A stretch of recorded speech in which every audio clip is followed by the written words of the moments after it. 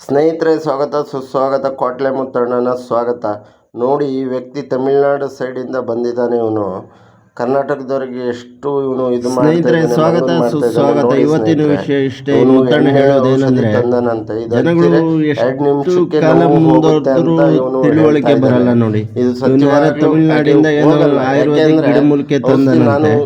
ಇವನು ಒಂದೇ 2 ನಿಮಿಷಕ್ಕೆ ಮುಚ್ಚಿದ ತಕ್ಷಣ ಬೆನ್ನೋವು ಹೋಗ್ಬಿಡುತ್ತಂತೆ. ಮತ್ತೆ ಇನ್ನು 5 ದಿವಸ ಹಚ್ಬೇಕಂತೆ, ಪೂರಾ ಕ್ಲಿಯರ್ ಆಗುತ್ತಂತೆ. ಒಂದು ಬಾಟ್ಲಿಗೆ 200-250 ರೂಪಾಯಿ ಅಂತೆ. ಜನಗಳು ಏನ್ ದಡ್ರು ನೋಡಿ ಸ್ನೇಹಿತರೆ. ಇದು ನಾನು ತಗೊಂಡಿದ್ದೀನಿ, ರಿಯಲ್ ಆಗಿ ತಗೊಂಡಿರೋದಕ್ಕೆ. ಇದು ವರ್ಕ್ ಆಗಲ್ಲ, ಹೇಳಿದ್ರು ಕೇಳ್ತಾರ. ಯಾವುದು ಯೋಚನೆ ಇಲ್ಲ, ಏನಿಲ್ಲ. ಹಾಸ್ಪಿಟ್ಲು ವಿಜ್ಞಾನ ಏನು ಬೇಕಿತ್ತು, ದೇವರು ಭಗವಂತ ಇವೆಲ್ಲ ಬಂದು 5 ನಿಮಿಷಕ್ಕೆ 10 ನಿಮಿಷಕ್ಕೆ ಎಲ್ಲ ಇದು ಕ್ಲಿಯರ್ ಮಾಡೋಕ್ಕಾಗುತ್ತಾ? ಆಗಲ್ಲ. ಯಾಕೆ ನಮ್ಮ ಬ್ರಿಟಿಷ್ 300 ವರ್ಷ ನಮ್ಮ ದೇಶ ಆಳಿದ್ರು ಅಂದ್ರೆ ಹಿಂಗೆ ನೋಡಿ. ಇದೆಲ್ಲ ನಾವು ಹೋಗುತ್ತಾ? ಸುಮ್ಮನೆ 200-400 ರೂಪಾಯಿ ಹಾಳು ಮಾಡ್ಕೊಂಡು ದುಡ್ಡು ಹಾಳು ಮಾಡ್ಕೊಂತಾರೆ. ಅದ್ರ ಬದಲು ಮನೆಗೆ ಅಕ್ಕಿ ರೇಷನ್ ಎಲ್ಲ ತಗೋಬಹುದು, ಒಳ್ಳೆ ಹಾಸ್ಪಿಟ್ಲಿಗೆ ತೋರಿಸ್ಬೋದು. ಆಯ್ತಾ? ಏನಾದ್ರು ತಪ್ಪಾಗಿದ್ರೆ ಕ್ಷಮಿಸಿ. ಜೈ ಹಿಂದ್, ಜೈ ಕರ್ನಾಟಕ, ಜೈ ಸಂಗೊಳ್ಳಿ ರಾಯಣ್ಣ.